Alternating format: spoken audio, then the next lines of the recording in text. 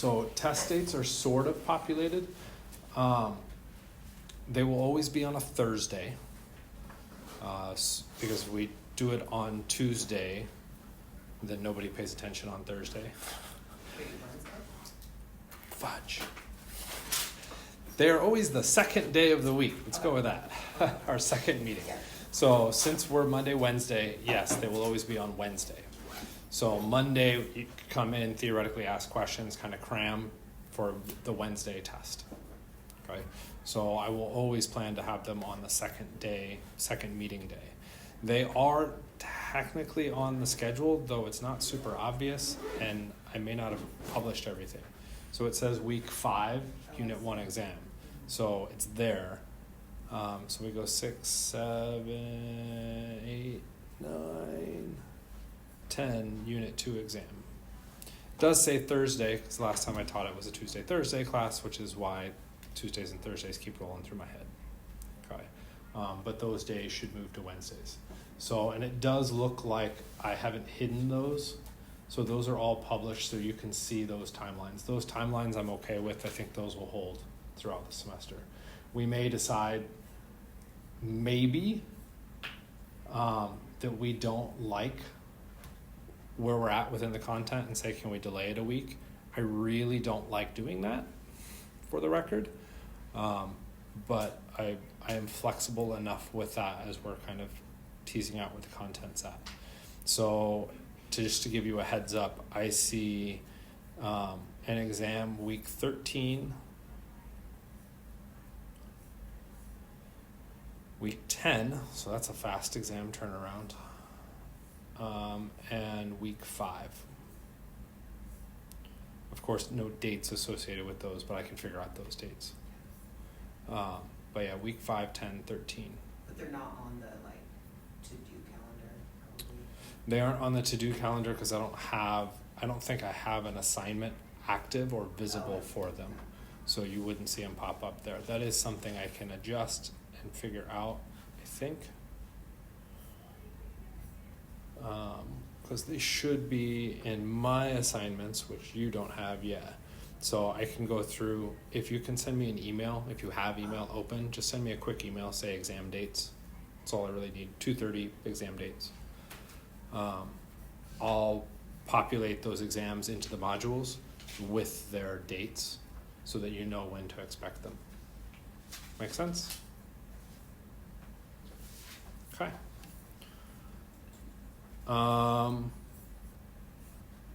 Yeah. Friday, so not the day I thought I was going to get it done, I did go through and update the Unit 1 suggested questions. There's a little link here, Unit 1 content questions, which is a Word doc, and it's a whole bunch of questions ranging from show your work to multiple choice.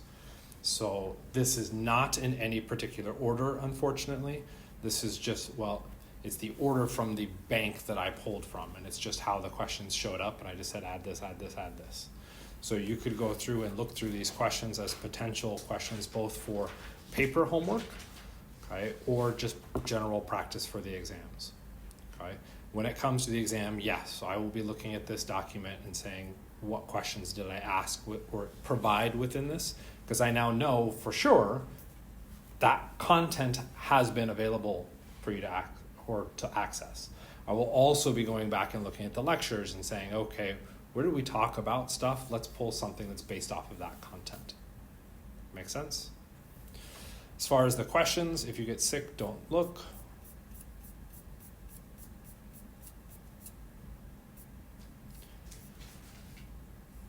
So fast it didn't load. Hopefully those do load. We got 88 questions, so way more than enough. Your exams should hover probably around 40 total questions, just to give you an idea.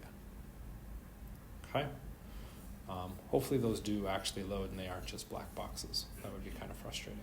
They load. They do load? Yeah. Okay. So you can go through and pick things from that. I didn't do any particular order, like I already said, and I didn't say like, oh, I want 5 of this type of question. I just kind of started going through it, and sometimes those topics were I don't know why they were shuffled, but they were shuffled in the bank. So just how they populate through into this, you'll sometimes see sections of questions. For instance, we just scrolled through 4 or 5 hybridization questions towards the tail end of this. That just happened to be where they were in the bank. And I think if we scroll up, we'll find other hybridization questions. Kind of make sense?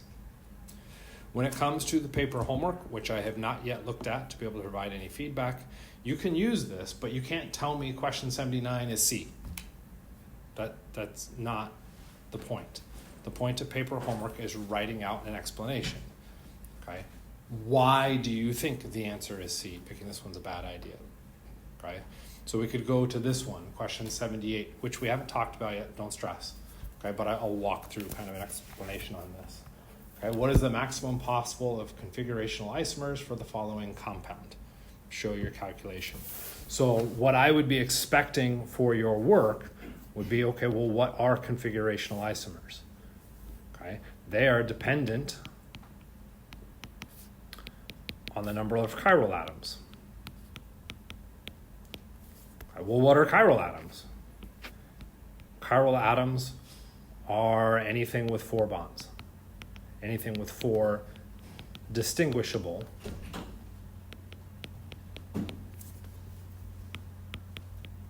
this would be stuff we'd be talking about next week, just as a heads up. Okay? You've now provided some context on what you're looking for when you go through and look at the structure. So now we could go back to the structure and say, where do I have 4 distinguishable groups? Okay? You could think through this, but you don't have to show this. So if we were looking at that spot, does that carbon have 4 distinguishable bonds? You say no. Okay, first off, awesome. Why? Because there has to be different groups of bonds, so you can see only 3 there. That makes sense. That's not expected. Okay, so you're right. You might still have it right in your head. It's just not coming quite out. Okay, but you did say 3 bonds. So we'll pop to Sydney because Sydney's been struggling with this a little bit, I think. Okay, it only shows 3 bonds. Isn't that a bad structure? Are you not accounting for the hydrogens? Awesome. There's an implied hydrogen, which is what I think you've been missing. So there is technically an implied hydrogen there. Okay, so it does have 4 bonds. Are they all distinguishable? Well, can you tell the difference between hydrogen and carbon? Don't start asking the next question. Can you tell the difference between hydrogen and carbon? Other than just knowing? I don't quite know what that means. You say yes. How can you tell the difference between hydrogen and carbon? Carbon has 4 bonds and hydrogen just 1 bond. Cool, that's an easy way. How else can you tell the difference between hydrogen and carbon? Well, don't they have different, octet bonds, different, or do you just mean in general, what are their differences? That's effectively saying the same thing as her. Because all we're saying is what makes them distinguishable. Okay? How you distinguish them is kind of up to you, and we'll push on that a little bit. So what I'm trying to get at is, how hard do you need to make this? You're talking about the number of bonds. Okay, you talked about octet. That's a harder explanation than number of bonds, but that's still right. How else can you distinguish hydrogen from carbon? When it's not there. So whether it's implied or not, that's really hard. That's You said something. implied. It's not even written versus it is written. Okay, that's even harder. Okay, and this becomes one of the challenges, is we tend to overcomplicate things. How do you tell the difference between hydrogen and carbon? Different letters? That's stupid. They're different letters. Yeah, that's how you tell the difference between hydrogen and carbon. They're different letters. Yes, that's all you need. You don't need anything fancier than that. You just have to tell they're different.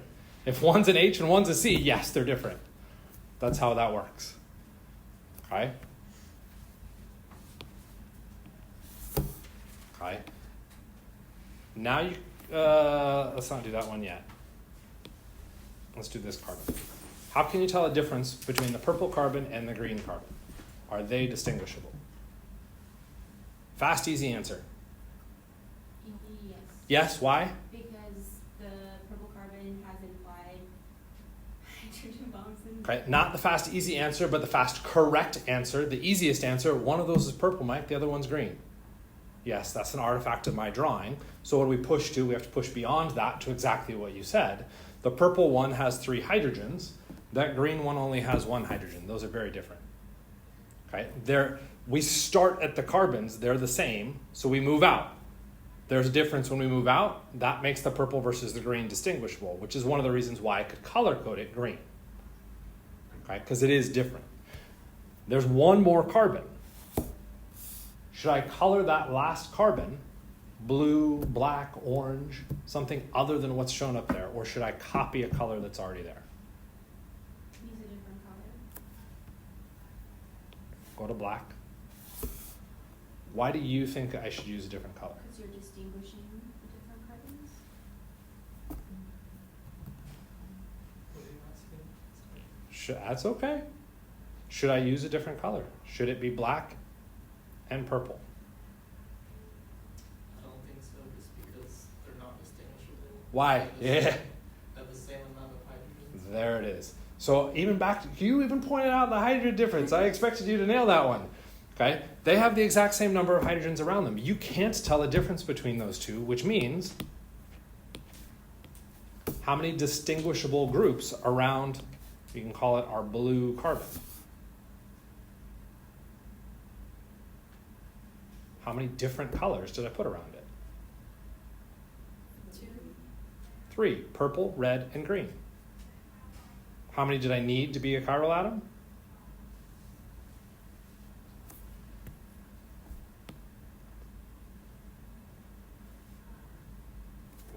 4.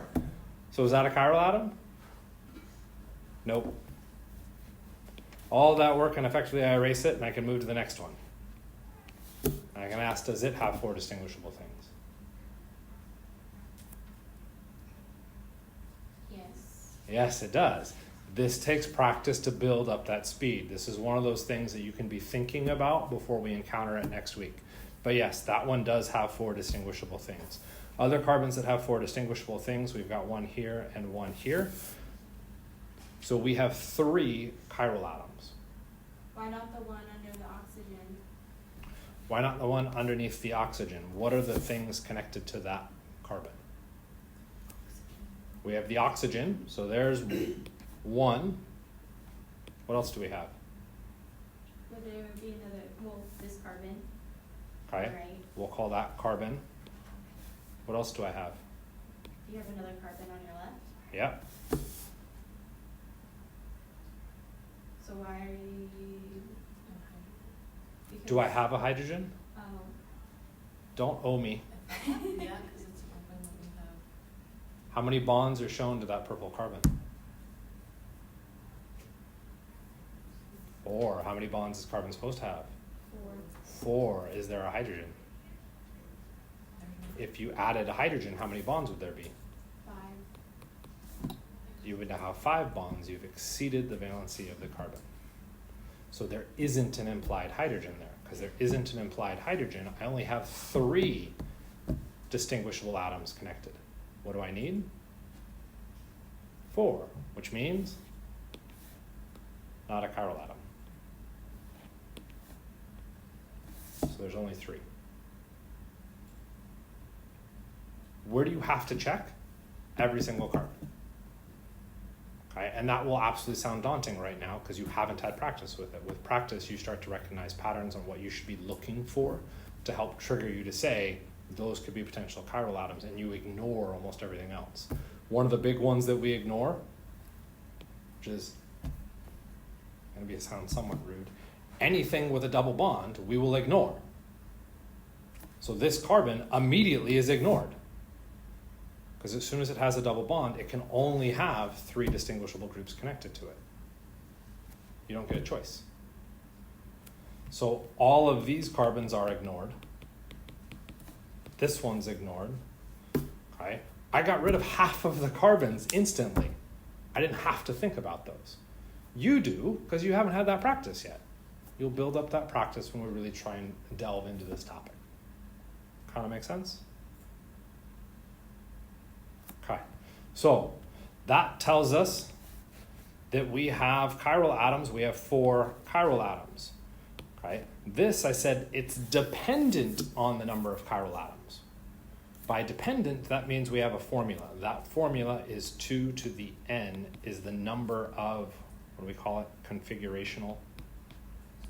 I'm not going to write that whole thing out. Isomers, where n is the number of chiral atoms. So what do we do? Why did I say 4? There's 3, right? Did anybody else notice that? No? I did, but it wasn't the same thing. Oh, what? Jeez. If you said you didn't notice it, I feel better about it. There's 3 chiral atoms. Okay, so the number of configurational isomers is 2 to the 3. You good at exponents? Okay, so Annie is. 2 times 2 times 2. 2 times 2 is 4, times 2 is 8. What if you had 11 chiral atoms? How good are you, Annie? Not that good, okay. I'm not either. That would be 2 to the 11, so 2 times 2 times 2, 11 times. That's a lot of potential isomers. Okay, why does this become important? Okay, short story of it, your entire body is chiral. So if you look at an individual molecule, as soon as there's a chiral atom, you get different possible structures that can come out of it. Okay, anybody left-handed? It's so much cooler when there's a left-handed person because I can like describe it and they can explain their pain. Does anybody know a left-handed person? Yeah, what do they complain about? They don't complain about anything to you? They smudge. and They they're- smudge. Yeah. How do they like scissors? Hate them. They hate them. Unless they buy left-handed scissors. Ah, scissors are chiral, just like molecules, just like our bodies. So if we create a drug, those drugs, if they have chiral atoms in them, are effectively scissors. Okay? And if our body is right-handed, it matches and it's perfect. Okay? But if the drug, we decided to not purify it, and it has both right-handed and left-handed scissors, our body responds only to one set of scissors, and it doesn't respond to the other one the way we would predict.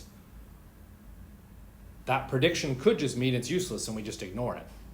Or it could turn around and stab us and it could be highly toxic. Okay. So anybody familiar with naproxen-ish? You might have heard plus naproxen or minus naproxen. Okay. Next time you look at naproxen, that painkiller, look at the bottle and you might see a plus or a minus on it. That's what it's referring to. Okay.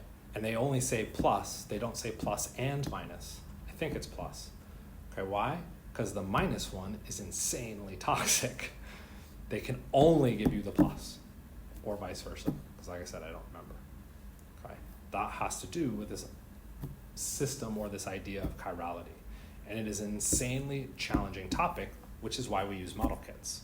Okay, it's a topic that we already broached in lab when we dealt with the model kits that day 1. We talked about the stereoisomers. Those were dealing with chirality. Okay? So that concept is very challenging to visually see on paper. Okay? And with a model, it's also not easy to see, but you can at least try and mash things together and be like, well, dang, they don't fit. Yeah, that's about all you get out of it. Okay? But recognizing that they don't fit allows you to say that they're not the same molecule, which is powerful. Okay? But all of that is now paper homework. If you just tell me 8, that's not paper homework. Where the hell did you get 8 from? Okay, I can get 8 because 8 is bigger than 7. Does that mean I'm correct in my logic? No. So what you should be doing for your paper homework is providing those explanations. It does not have to be pretty. This is for you to show your thought process. I'll look at it and I may judge your thought process, but as long as I see a thought process, you get full points. Make sense? Okay. So we're going to delete all that. Like I said, we will come back to that. And where we're going to start first is we're going to do a quick run on, come on, give me my structure. Quick review on resonance. If I asked you to draw resonance for this particular molecule, what's your step one? In theory, this is something you've been practicing, so your step one should be fast.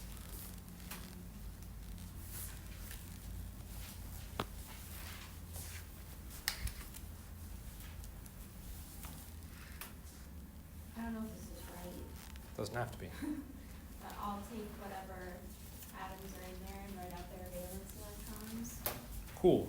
So if we look at our resonance, the very first thing we need is a source of electrons. These have to be multi-bond or non-bonding pairs. You'll notice there are no multi-bonds or non-bonding pairs, right? Because what is provided here is a skeleton structure. It doesn't account for all of the electrons within our formula. So the first thing that we would have to do is make sure we know the count of electrons. We've got 3 nitrogens. Nitrogen has how many valence? I need to work on that periodic table thing. 5. Cool. We're starting to memorize it already. There's 1 carbon. Carbon has how many valence? 4. We have, what was that, 6 hydrogens? Hydrogen has how many valence? 1. So we get 6. We have a charge associated with this. How do we know we have a charge? The positive in the upper right-hand corner for our formula. What does that charge do to our total of electrons? It takes 1 away. We have to subtract 1 so that we become positive. We can now total that all up. 24. Okay. Before we start placing electrons, we've got a skeleton. So what I would argue we do is we take a look at our skeleton and we subtract out the electrons that we already know are there. Okay. I've got 2, 4, 6, 8, 10, 12, 14, 16, 18 electrons. People at home may be wondering what's going on. All I did was point to all of the bonds. We've got 18 electrons accounted for within the bonds, okay, assuming I did the math right. So what does that mean? I can take my 24 total minus the 18 from bonds, which is 6, a 6. There are 6 electrons that are not accounted for in this molecule or in this drawing. Where should I place those 6 electrons? Where they are heated. So 1 would go under the carbon. No. No? Carbon doesn't have 4 there though. You're right. So this now shifts back to our Lewis structure rules. Okay? Resonance is a later stage in Lewis structure, which is why you followed Lewis structure and you totaled the valence. That's awesome. Where do you place the electrons when we talk about Lewis structure?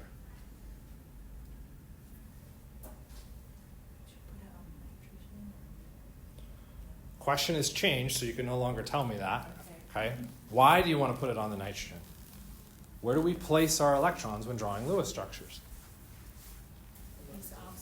The most electronegative, until we satisfy an octet. Okay? Nitrogen is more electronegative than carbon. I'm not placing electrons on carbon, I'm placing the electrons on the nitrogen.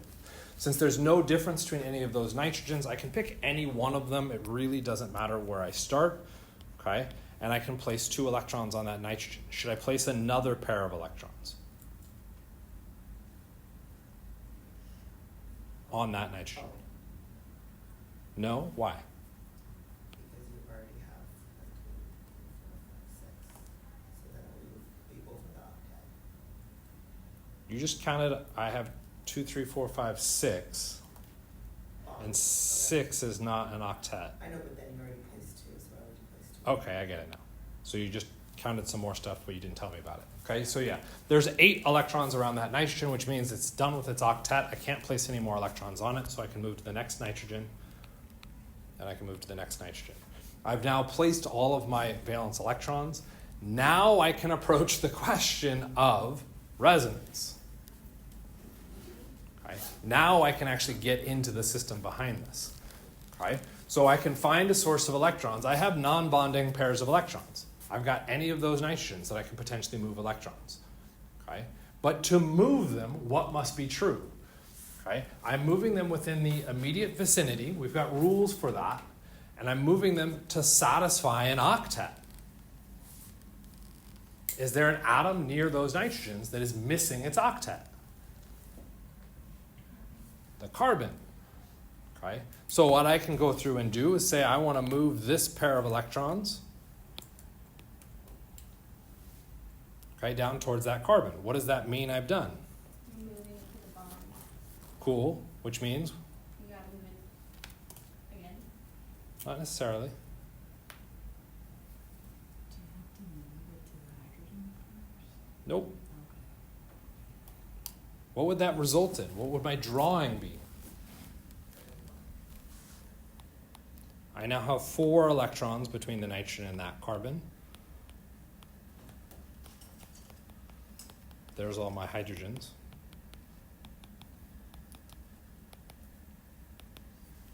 Okay.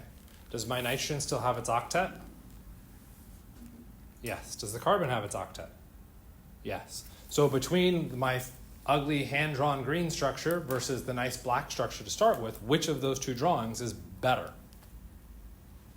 The level one. The green one. Why? Stable. No Why charge. is it more stable? No charge. We'll come back to that in a second. It's not because of charge.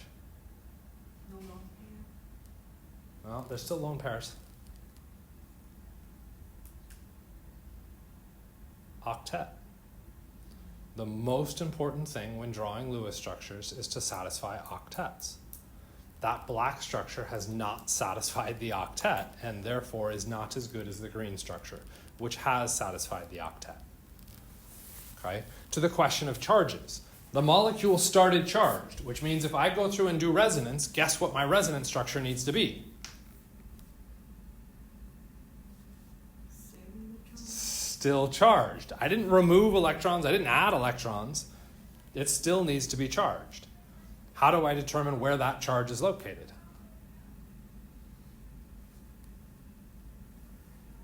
The double bond in carbon. Okay? A bond cannot be charged formally. Atoms are formally charged. So what atom is formally charged? How do we determine formal charge? Number of Minus Valence electrons for that atom minus. bonded minus unbonded. Awesome. Okay, so let's start with the nitrogen. What's the valence for nitrogen? 5 minus 4 bonds minus 0, which means 1. plus 1. There's my positive. It's on the nitrogen. What happened to the carbon? It became 0. It's 0. What do you mean became 0? Isn't it 0 here? No, because it has an extra bond. Not an extra bond. We'll come back to that in a second. This just said the molecule was positively charged. We didn't actually specify where the positive charge was located.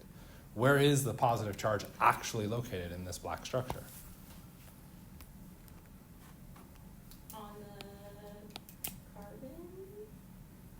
Okay, you say that with so little confidence. How do you calculate formal charge? Valence. How many valence does carbon have? 4. Minus the number of bonds, 3, minus number of non-bonding, which means 1. positive charge in the black structure was on the carbon. Right? This black structure is now a better representation of the molecule because we've shown formally where the positive charge is located. Okay? If we'd drawn that on there, did we have to calculate the charge for the nitrogen? What does this arrow mean? Moving electrons You're moving electrons from where? From the nitrogen, to a bond. okay, to a bond. Does the nitrogen still own all of those electrons? Nope. Nope, it's now shared, which means it has Less. lost electrons. If it started 0 and it lost electrons, Positive. ta-da, the arrow tells you. The carbon started positive, and what did this arrow mean? It gained electrons, which means positive plus a negative is neutral. So the arrow, if I know where all the charges are, the arrow can help me calculate those charges without me having to calculate them. Okay. How else can you determine the formal charge?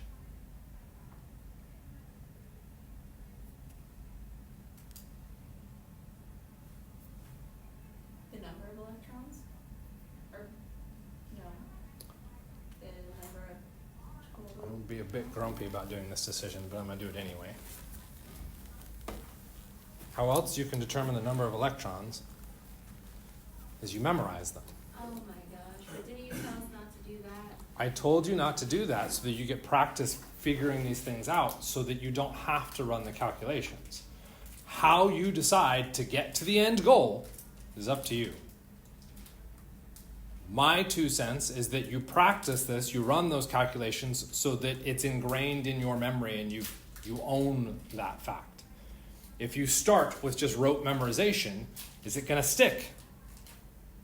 If you do it over and over and over again, but the second you stop, you're going to forget it all. There becomes the problem, the second you stop. When do you think you can stop memorizing these patterns? Never. At the end of organic chemistry. Okay? Do you want to keep trying to memorize these for 16 weeks? And memorize the Lewis rules? And memorize resonance rules? And memorize the 30 reactions that we're going to see throughout the semester? And memorize the different energies? So when people talk about organic chemistry, oh, I had to memorize so much. That's because what they did was they chose memorization over learning. That's fine. That's a choice. But don't be bitching about my subject saying it's the worst subject ever because you had to memorize. You did not have to memorize. You chose that. Your choice. Own it. Make sense? Okay. Which I know, that's scary and frustrating. But at least it ain't anatomy and physiology. Like, how do you know what the little bump is on the fibula, whatever flip bone it is? How do you know what the name of that is? Is that something you can just be like, conjure magically because of the amount of electrons and the roughness of the shapes and the locations that is now called the hyoid bone? What? You got something? A tubular tuberosity. That is completely and utterly made up. There is no logical flow behind that. You have to memorize it. Why do people accept and say, oh, well, anatomy isn't that bad? It's because that's a subject that you enjoy more, so you're happier with that memorization process. If you don't enjoy this, then don't flip and try to memorize it, because it's only going to screw you over more. Okay? Kind of makes sense? I'm still baffled by people that are like, okay, there's so much memorization, People really hate okay. but then just totally ignore the fact of anatomy and physiology. Bring it up, they're like, don't butt me. It's stupid. Okay? Did we cover all of the resonance structures? No, Why not? we only did one. There's an argument to be made that we did 2. Okay. Okay? Why is there that argument? Because you added on the electrons, was Yeah. that technically one? Okay. Yeah. We finished the structure out the way it was initially drawn in black, so we could call that a resonance structure. The green one is now the one that we did separately or new. Okay? So how else could you continue? Again, 2 approaches. Okay? You did lots of hand motion, which makes me think you're doing the approach that I want you to do. It may or may not be true, but we'll find out. Okay? Is that we could go through and say, well, I could move that pi bond back to the nitrogen. Why would I have to move it back to the nitrogen? Why can't I say, do it this way? What is the problem with this green structure? Problem being in kind of air quotes. I wouldn't say anything necessarily invalid. If you move that bond to that. Oh, I see what you're saying. Fair. Okay. So your argument is that if we moved that there, we would invalidate the octet on the other nitrogen, Yes. right? Absolutely 100% true. Okay. Way to flip and long distance see that. Okay. Good job. Yeah, easier. What's the problem with this drawing? You can't, There's no you can't. Everything is can, that's okay. There's a But what do you charge on not it. like about it? Okay. The nitrogen wouldn't have enough, well, wouldn't be satisfied with the octet then. All the atoms do have their octets. But if you move the bond there, you're just. Okay. And in moving that bond, that's okay too. Okay. That you're coming up with another example for that. And what you've done is propagated that structure through your head. Okay. I don't necessarily object to that, except that right now you're in a low stress environment, right? Relatively low stress. I'm yelling at you a little bit, okay? But it's relatively low stress. When you get to the exam, what's going to happen? it's gonna be very stressful. Very stressful. If you're thinking in your head, that's going to be really challenging to manipulate those drawings, okay? And so what you guys are suggesting is you either do it in your head, dangerous, or we try this, we see that it doesn't work. Okay? What I'm trying to get at is there something else that we could do before we try this to find out that it doesn't work? What is the problem with this green structure? Because it has a problem. It's similar to the problem that we had with the black structure.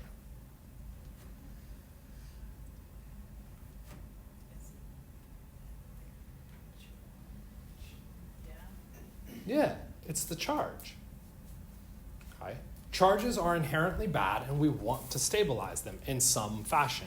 So if I have a positive charge, what do I want to do to stabilize that positive charge? Okay? Oh, and this becomes a fun one. What can I take away? If we're saying I have a positive charge, I want to take away the positive. Well, what things move? Bonds. Electrons or bonds, okay? But electrons, and what charge are electrons? Negative. Can I move positives? Nope. I can only move the negative. So I like what you're saying. Take away the positive. But I can't take away the positive. I have to move electrons. So how do I fix that positive nitrogen? Move electrons, my negative things, to the positive. The net result is the same thing that you're stating, but from a different perspective. Okay?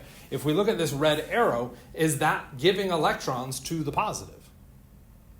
No, if anything, that's doing the exact opposite. That's a problematic arrow. That's why it doesn't fix the inherent issue with my drawing. Okay? The inherent issue is that positive, so what do I want to do? Move electrons to it.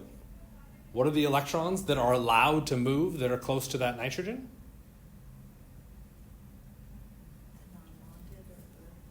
The non-bonded aren't close, because that's, if we look at that, moving those, that's bond, atom, bond.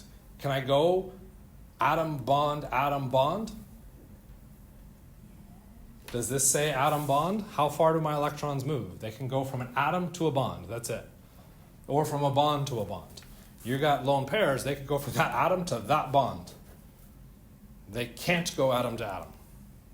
That's not a valid move. Eventually, like, move it up there, just keeps going. Sort of, kind of, not really. What are the electrons closest to fix that nitrogen? The double bond. We'll move those up. As soon as we move those up, we're right back at the black structure. How else could I fix the black structure? Instead of moving electrons from the top nitrogen, I could have moved them from the bottom. Okay, which side do you want, left or right? Doesn't matter. It doesn't matter, sort of. So what we could do is we can add that second arrow in on our green drawing. We're going to take our electrons from this nitrogen, move them in to make that double bond. That exceeds the octet on the carbon, so we shuttle the electrons up to the nitrogen. What does this result in?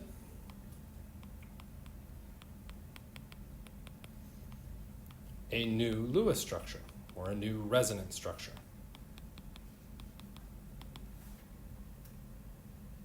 Where's the positive now?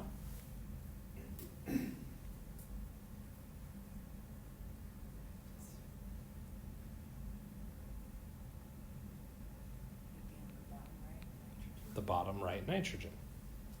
How do we do that? Well, we could do the formula calculation, or we could remember that we already did the formula calculation up here, and a nitrogen with a double bond and two single bonds is going to be positively charged. That sets us up. Okay? There is another resonance structure. We could have had the double bond being on the other side. How we get that double bond to appear becomes important. We have to move the electrons according to their kind of rules, stabilizing those charges as much as possible. And I'll leave you to draw in that last resonance structure, ultimately, because we talk about some other stuff. Kinda, sorta. Okay? It still takes practice.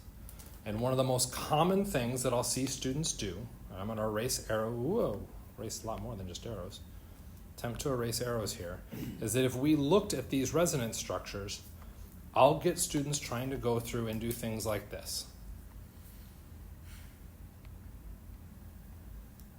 Okay, those black arrows. Those black arrows are not valid. Okay? You're moving them and creating issues. You're exceeding octets. Okay? You're minimizing octets. You're missing octets. Okay? Just because the double bond appears to move, that's not moving where you think it moves. It moves very short distance. Okay?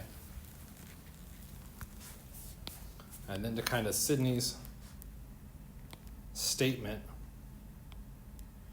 if we move through and do this to go from our green structure to our red structure, where have the electrons moved?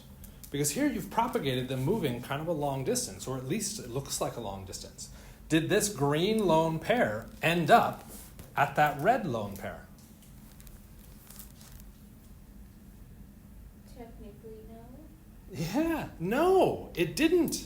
All that happened is that lone pair became a double bond, which caused the double bond to move to become the other lone pair.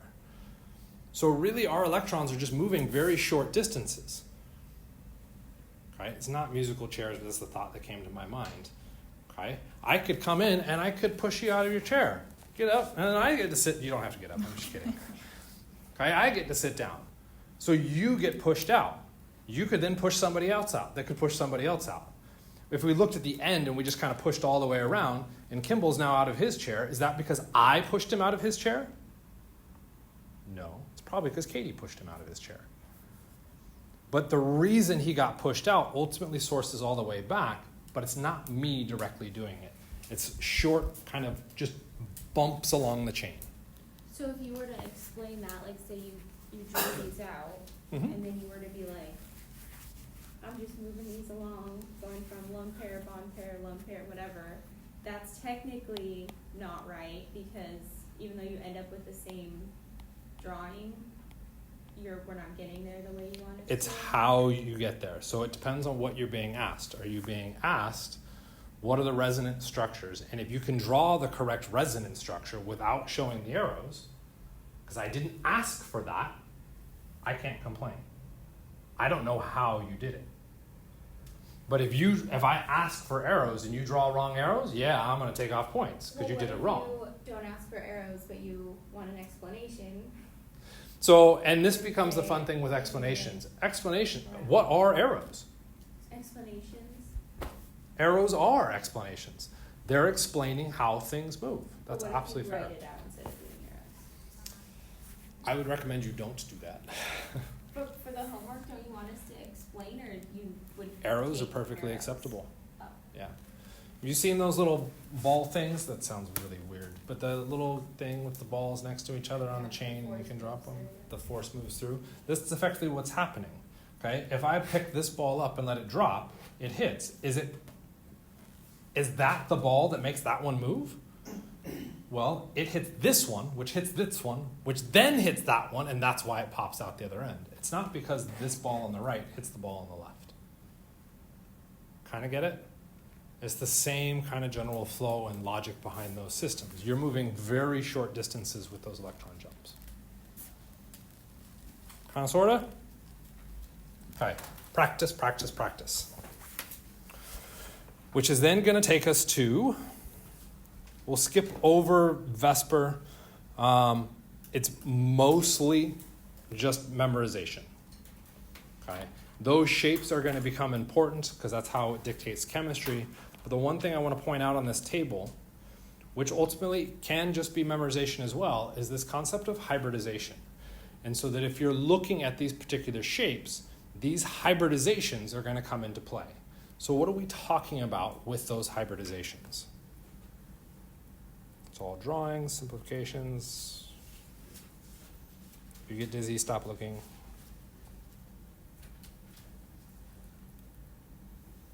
Okay. Let's just start with a real quick, simple example. If we looked at the structure of methane, CH4. Okay. Are any of those bonds different from any of the others? No, they're all bonded carbon to hydrogen the same all the way around. Okay, so we would predict those to all be exactly the same. Right? So now we're going to introduce kind of an interesting thing that kind of comes out of Vesper. If they're all exactly the same, is this drawing accurate? What is the bond angle in here? According to my drawing, what does that bond angle look like? 90 degrees. Which would be the same as over here, right? And the same as over here. And the same as over here. Which would suggest, yeah, this drawing is perfect. Is it the same as here? No. The bond angle in our drawing between those now red circled hydrogens is 180 degrees, which means they ain't all the same. There's a problem. Okay? Lewis structure does not actually represent a three-dimensional structure. It was never attempting to do that. What it was attempting to do was just explain where the electrons are ballpark around an atom. Okay? And then once we've described that bonding system, we could then advance further on. Okay? When we advance further on, what we would notice is that this isn't a good representation, and that's where we would get something like this, where that wedge means the hydrogen's coming at you, that dash is the hydrogen going away. Okay? The best way that we can do this without a model kit is we can use our hands. We can make two V's. Okay, with thumb and forefinger. Okay, and let's make sure I align this right. See if I can pull this off. Which hand do I want to use? I totally goofed this, but whatever. Okay, so, bum. See, right? Mostly thumb and forefinger. Okay, so those are in the plane of the paper. Where are these other two hydrogens?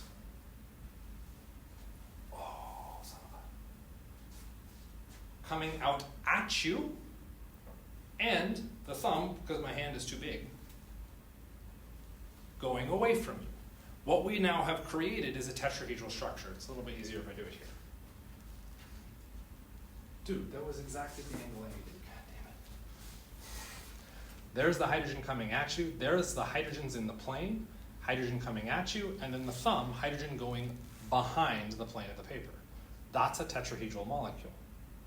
What happens to the bond angle in all of those? It turns into 109.5 degrees. That's the tetrahedral shape. That's what Vesper says. Right? So when we think about methane, where we would expect all of those bonds to be identical, Lewis theory just says, yeah, they should all be identical, but I don't know how to explain those bond angles. Vesper comes through and says, well, the bond angle should be 109.5, because that would make all of those bonds equivalently shaped. Okay? But then we add the next layer behind this. We're talking about those bonds, and what are bonds? What makes a bond? Electrons. Well, where do electrons exist? Around atoms. Do better. In energy level. Do better than energy levels. Valence is actually backtracking out of energy levels. Like the orbitals? In orbitals. And we have orbitals. We have atomic orbitals. Okay, we had S's and P's and D's and F's and all that fun jazz. So if we're now going to talk about a molecule where we have sharing of electrons between those atoms, what we're talking about is atom A sharing electrons with atom B, The electrons in those atoms were in atomic orbitals, and now they come together to make these bonds. And when those orbitals overlap, great, we now have a bond. Okay? What orbitals would I use on this carbon to explain 109.5? Well, what's the bond angle between a PZ and a PX? Why did they do Z that way? That's dumb. In any case. What's the bond angle between the Z-axis and the X-axis? What's that bond angle? 90. Is that 109.5? Nope. No. So that doesn't explain it. Okay. What's the other one? You could throw in the Y. That's still 90. At best, that would explain 3 equivalent bonds, all being 90 degrees away from each other. I got 4. Where's the 4th orbital come from? Well, when we talked about the bonding depiction for carbon, what electrons did we use? This is where you could use that word. We use the valence electrons. So we could use the electron configuration for carbon, okay? And we could use the valence electrons, which are the highest energy level. It isn't backwards, it's the same level, just different words. Good job. Okay? The highest energy level. The highest energy level is 2 and 2, right? What orbitals did we use? S and P. So where's that 4th orbital? That 4th orbital is the S orbital. Now the really confusing question, no one can really answer this. I honestly don't know how to answer it either. What's the bond angle between an S orbital and a P orbital?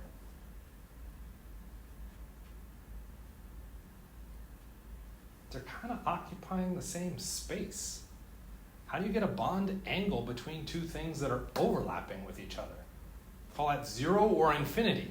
It certainly isn't 90, and it certainly isn't 109.5. What does this mean? It means atomic theory is crap. Slight caveat. Atomic theory is great for atoms. That's it. Do I have an atom anymore? No, I have a molecule, which means my theory needs to change because I'm shifting out of that atomic system. So how do we create a theory that now incorporates all of this information? Okay, before we push even further into the hybridization, well, actually, I think the next slide doesn't actually reveal anything yet. Does it? Let's see. Cool. In the atomic theory, we have our s orbital and our 3p orbitals. Okay, that's how we get our octet, because each of those orbitals can hold 2 electrons. There's our octet. Okay? And if we're going to go through to make them molecules, we have to somehow take these orbitals and we have to make our atomic orbitals turn into molecular orbitals. They still have to be orbitals because they have to hold electrons. And that's what orbitals by definition are. They hold electrons. Okay? So somebody went through and said, okay, well, I've got these. Well, what are these? Well, they're orbitals. Yeah. Well, what is an orbital? How do I know it's a sphere? Because it's S. It's not technically a sphere. That was just a simplification for our human brains to represent what that shape looks like. When we talk about the s orbital, which is by far the easiest of me to kind of do this approach with, okay, what we're describing is where the electron is located. Okay? And without getting into too way deep quantum concepts, our electron's hard to predict. So it just kind of jumps all over the place. Okay? So we could be like, boom, I see a red dot. That red dot represents me seeing the electron. Okay? And that's where it is. That doesn't look like a sphere. That's just the location of the electron. Where's the sphere coming from? Okay? Well, I'm not talking about the electron at any given instant. I'm looking at where the electron can exist in a time span. So what I'm going to do is monitor that atom or that electron and just try and see where it shows up. Okay? So I'm effectively taking still images to capture where it's at.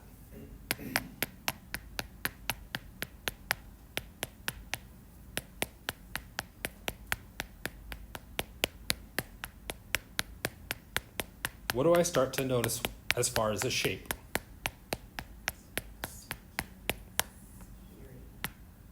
Sphere. Can it still exist way the hell outside it? Yeah, it can. Okay. And what this is now representing is the probability of finding the electron within that particular shape. So what someone went through and did is said that kind of looks like a sphere. And if I draw a sphere around there, that covers 95% of the time that I find the electron, that's where it's found. So I'm going to say the probability that matches where my electron can exist for that energy level, for that orbital type, is a sphere. This is just a raw probability. It doesn't guarantee it, but it's a 95% description of it. Right? So these are just probabilities. Okay? You can think of them as, I don't know if this is the right word, fungible, changeable, mutable. Okay? They have the ability to be manipulated. Okay? Just like if we were talking about, I don't know, blackjack. We're going to play blackjack. There's a probability, right, behind how frequently you win. So this is why people go to Vegas and they play blackjack, right, to win money. Ish? Covering at least the majority of the class with this? Okay. But you'll get other people that go to Vegas that maybe play the game a little bit differently than the average person. What do? Counting cards. They count cards. Okay? By counting cards, they now take into account a separate interaction that changes their probabilities. So an outsider can influence how the probability comes out. And theoretically, by counting cards, you change the probability in your favor. You don't want to run it the other way. That would just be dumb. Okay, right? Same thing's going to happen with our atoms. So that when I bring these atomic orbitals near other atomic orbitals, they affect each other. And when they affect each other, what happens to the shape?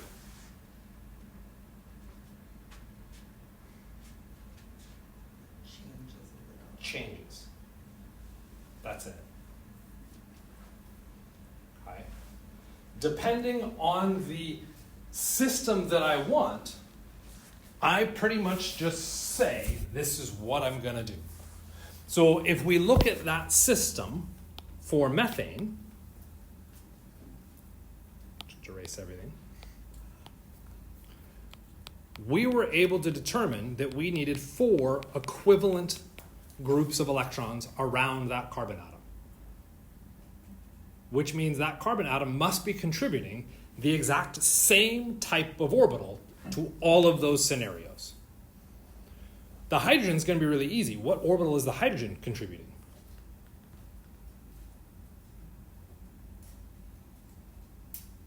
What's the electron configuration for hydrogen? 1s1. It only has one orbital. The hydrogen is only contributing an s orbital into this system.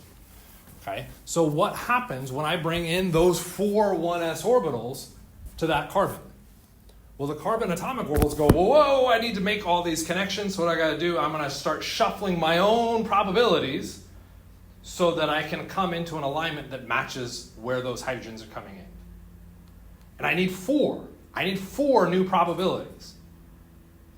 Consider your probabilities, your orbitals, as matter. Okay? And what do we remember about matter? There's a rule with matter. I can't destroy it, and I can't create it. So I can mutate it, but I can't get rid of it, and I can't create new ones, or new matter from nothing. Okay? So if I'm going to create 4 new probabilities, new matters, what do I need to put in? Yeah, how many existing matters should I put in if I need 4 new matters? I I can't create or destroy. How many new matters must I put in to create 4? 4. How many atomic orbitals do I have? 4. So to create this system, what do I need? All 4 of these orbitals get mashed together. So another way to consider this is consider the orbitals like Play-Doh. Okay? And I went through and created my system, and my system doesn't align with where I want them to be. So I'm just going to take all 4 of those things, mash them into one giant pot, and say, you know what? I didn't like the little human Gumby character that I created. I want to turn it into a unicorn. So you have mash Gumby together, crumple it all up, reshape it, there's a unicorn. Ta-da! Oh, I didn't like the unicorn, mash that all together, turn it into a dragon. Exact same thing is happening here, except much less artistically. I'm going to take all 4 of those atomic orbitals and I'm going to mash them all together to create 4 new orbitals. Okay? In the process of that, I'm going to generate some new images that comes out of it. Okay, and we'll look at what those images are, and I think I've got names, but ignore the names for the moment. Okay? If I want 4 new orbitals, what I need to do is take all of my atomic orbitals to create those 4 new orbitals. Every single one of them. Now I've got 4 new orbitals. Note their shapes are a little bit different than where we started, right? Why are they different? Because you're mashing things together. Okay? One easy answer is just mash the things together. That's the way it works. Okay? The harder answer is they're different because of how we made them. We took that s orbital as a sphere and we mashed it together with a p orbital. When you look at the s orbital, it's all shaded one color, right? And then we're seeing it's dark. The light spots we're seeing is because we're trying to represent the 3-dimensional shape, right? If we look at the p orbitals, they aren't consistent. One is shaded and one is not. What's going on with this? That's where the s orbital is. Nope. These are still p orbitals. But when you mash them, When we mash them together, now we're going to introduce another concept with this. Okay, so I'm going to shade this one. What does that shading represent? That shading represents what our electrons actually are. Okay, are electrons particles? I say, yeah, there's evidence to suggest they're particles. Yes, there is evidence to suggest there's particles. Are they waves? Yes. Electrons are also waves. Electrons are so small that they have a wave-particle duality. They can act as both things. Why does that wave become important? We're talking about where the electron can exist and how it moves. It's moving as a wave. Okay? And in that wave, we have peaks and we have troughs, right? What happens if another wave comes through and overlaps this? Well, it could overlap where the peak matches the trough, right? What would the end result be?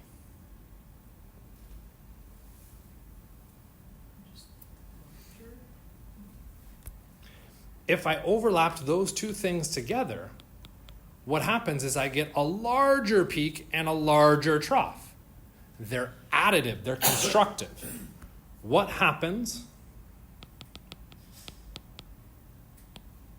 if the peaks and the troughs are opposite each other? It's flatlined. Turns into a flat line. Okay? What we're talking about with this shading is effectively a peak and a trough.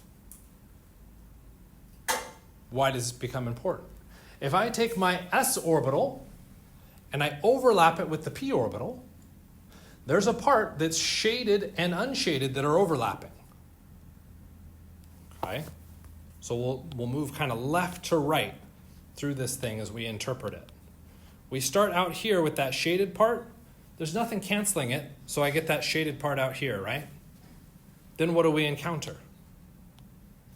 This overlapping space in between. And that overlapping space in between, that's destructive. You get a flat line. The flat line is represented by nothing. There's now empty space. What happens in the other overlapping part? What's that? Is it nothing or no? They're matching now. This is peak to peak. It gets bigger. So I'm going to get a small part, because there's just a small part hanging out there. Then I get a part of nothing, and then I'm going to get a larger part.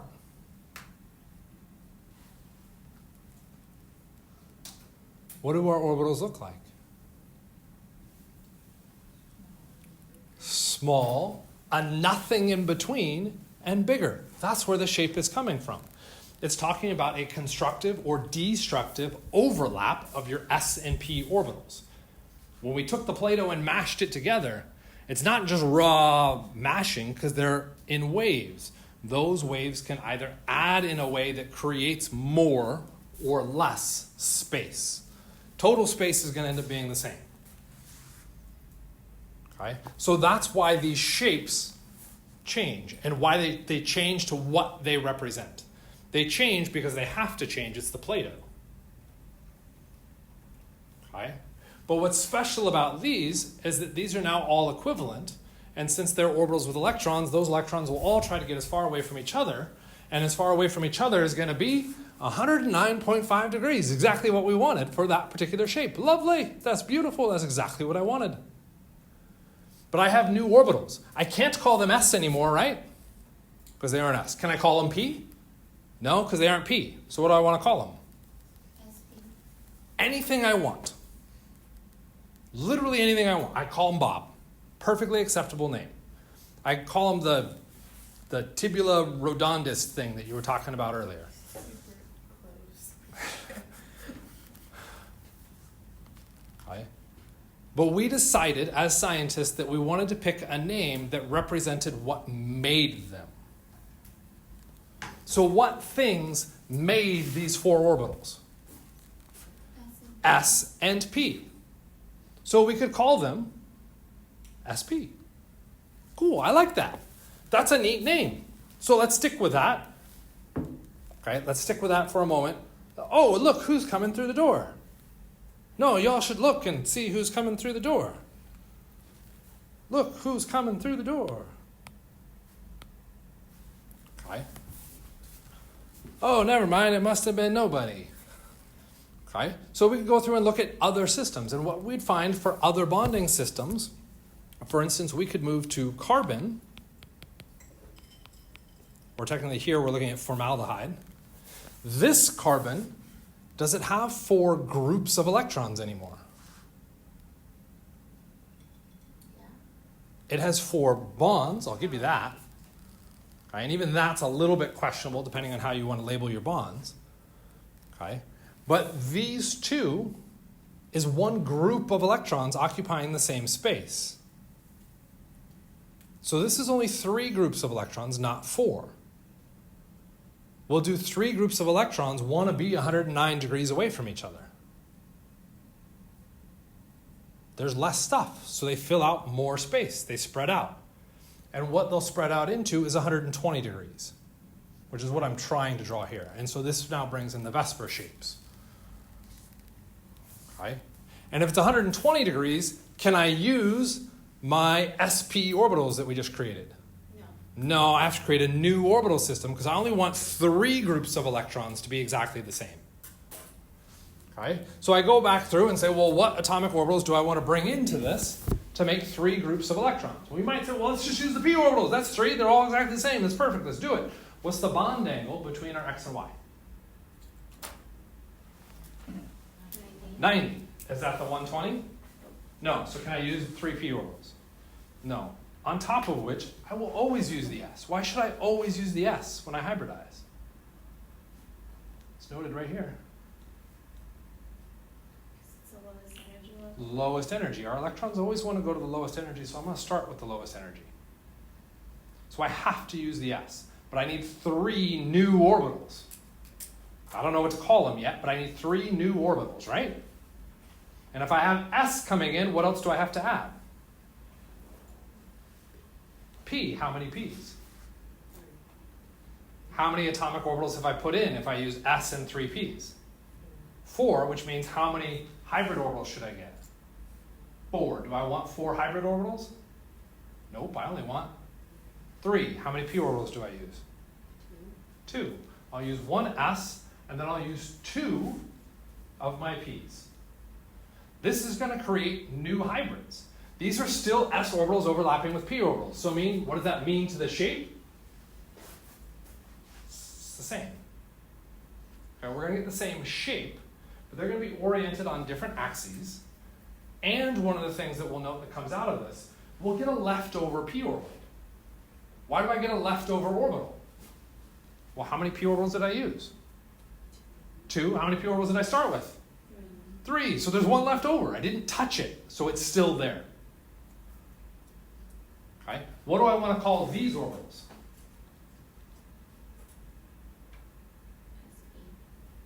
You want to call them SP. Are these the same as those? No. Damn. If they're different, what do we need? Different name. A different name would make a whole hell of a lot of sense. Could you do 4 SP and 3 SP? 4 is the amount, so you could make an argument that you could pull that off. Okay? And it's again, how do we decide what a name is? Why am I called Mike? Because your parents like that name. Why did they pick that name? It Felt meant like it. something to them. So what we're looking at is what meaning do we want to add behind it? And it's not us, it's what meaning did somebody 7,500 years ago decide they wanted to put to it? Because we have to use their language, we can't create our own language. And so what they went through and did, instead of looking at the number of total orbitals that were produced, they instead looked at the orbitals that went in. This was 1s and 3p orbitals. So I could call it 1s3p. The 1's kind of redundant, right? So I could call it s3p's. That seems better, right? They still didn't like that, and what did they settle on?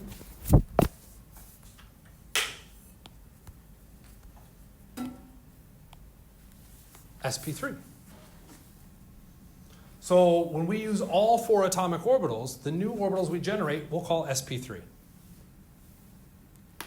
When we use just 3 atomic orbitals, we will call those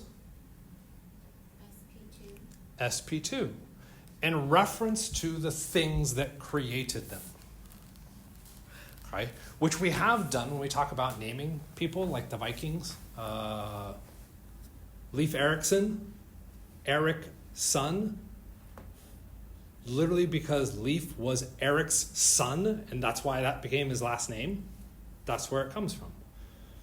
Okay? So we've done things like that before in our past. Okay? But recognizing how to manipulate it becomes another thing. Because people try to quantify what those things are, and ultimately they're just a name. sp3 is just a name. sp2 is just a name. Okay? Why is this powerful and useful for us? So if we go through to explain the bonding patterns here for this particular molecule, the hydrogen is going to bring in a 1s. The carbon brings in an sp2. The hydrogen brings in a 1s. The carbon brings in an sp2. The carbon brings in another sp2 out over here. We could go through and evaluate the groups of electrons around this oxygen, and what you'll find is it's also going to bring in an sp2. So this would explain those 3 bonds. But how many bonds are there? 4. How do I explain that 4th bond? There's just 2 of those. What's left over? I just used all of my sp2s. How can I make a 4th bond? What's left over? Oh, your leftover p orbital. The leftover p orbital. And what can now happen is the leftover p orbital on the oxygen and the leftover p orbital on the carbon can now interact. So when we talk about 4 groups of electrons there, what we're talking about, and what we're going to do is rotate this molecule a little bit, is direct overlap in here of our sp2 hybrids, and then we have a leftover p orbital on our carbon and oxygen. Those are perpendicular to the bonding plane. Okay, so they would be straight up and down. In this drawing, they would be coming out of the board at you, so it's hard to see. And you'd be like, well, those orbitals don't overlap. Because they don't overlap, we can't share electrons. Except what can electrons do? Yes, but they move very specially. They can only move through orbitals. They can do this nasty little thing called tunneling. Okay? The rough equivalent to that is there's a room next door, right? If we talk about tunneling, no, because then you exist in the space where the wall is. Tunneling means that wall is small enough that what I can do is stand here and just be like, bye, whoop, and I'm in the other room. I didn't go through the wall. I have tunneled. Not punching a hole in it. There's no hole, just whoop, I'm on the other side. And I can whoop on the other way back. So you like teleporting? Kind of like teleporting. But it's relatively short distance. So if this wall is thick enough, I can't tunnel through it. These electrons in these green and red orbitals can tunnel only because we've brought the atoms close enough to each other that they can tunnel through that empty space. Okay? And I know I'm talking too much. But here's the last big thing I really want to get out of this. That black box that we made in there, making one bond, that was using sp2 or s-type bonds. S-type because they involved s orbitals. What Greek letter begins with S? I could get in trouble with that. Let's see where that goes. Sigma, thank you. Okay, I didn't get in trouble. Sigma. So we can refer to that type of bond where you get a direct overlap of the orbitals as a sigma bond. Okay. What bonds are these? Well, there you're not overlapping sigma bonds or s-type orbitals. You're overlapping p-types orbitals. So we need a new name for that bond type. We will call that a pi bond. Because what orbital did we use for it? P-type. So when we use p-type orbitals, we get pi bonds. When you use s-type orbitals, you get sigma bonds. Double all the way back to resonance. What electrons were you allowed to move? And multi-bonds. How do you get a multi-bond? It's the combination of a sigma bond with a pi bond. And what's happening, if you go through and push at all of your resonance structures, what you will find is when you do resonance is because there's a p orbital next door. That's what allows resonance. It's moving through the pi system. So you'll hear reference to pi systems, and all we're talking about is the pi bond or the p orbitals. Sigma bonds are direct overlaps. They only directly overlap in that space. We don't get an indirect overlap. So I could indirectly overlap out here or over here with the pi system. I can't do that with the sigma bond. So the sigma bonds are locked in space. They can't go anywhere, which is why we can't touch them with resonance. P orbitals, because they're now hanging out kind of above and below, have this option to slide either direction, which is why resonance comes into play. It's because of hybridization theory. And if you feel this is challenging, you're paying attention. If you don't feel this is challenging, you probably missed something. For the most part, all we're trying to do is acknowledge that when we talk about our structures, what are the types of bonds present? Okay. So we will no longer refer to single, double, or triple. We'll refer to them as sigma and pi. Okay. When we talked about resonance, how many times did you hear me say pi bonds? A lot. Yeah, why? Because multi-bond is a stupid thing to say. Okay. because it's not a multi-bond that's moving, it's a pi bond that's moving. But until we know what a pi bond is, we can't call it that. So resonance is referencing that pi bond. If you don't like that hybridization, that pi bond, you can still use multi-bond, that's fine. Okay? But ultimately the language behind it is that pi system. Hybridization theory is just a way that allows us to see these things come into existence. So when we look at a molecule, we can go through and say, these are the molecular orbitals. So if I look at BH3, first place I would start with is the Lewis structure. Theoretically, you guys are fast at this. You might say, let's put in a lone pair, check your valence electrons. You can't put in a lone pair. This has 3 groups of electrons, which means if I want to talk about the hybridization of that boron, what's its hybridization? 3 groups of electrons. How do I get 3 equivalent groups of electrons? 1s and 2p. I would call that hybridization sp2. Okay. Why is this also helpful for me? If it's sp2, what's left over? A p orbital with exactly how many electrons in it? 2. Did I draw a lone pair? Oh, no, nothing. No, nothing. Which means, what could I do with this molecule? Yeah. I could bring in another molecule that has electrons and share them with the boron in that empty p orbital to make a new bond. Because I have that empty orbital. That's pretty wickedly powerful. Okay, I have to be done. I talk too much.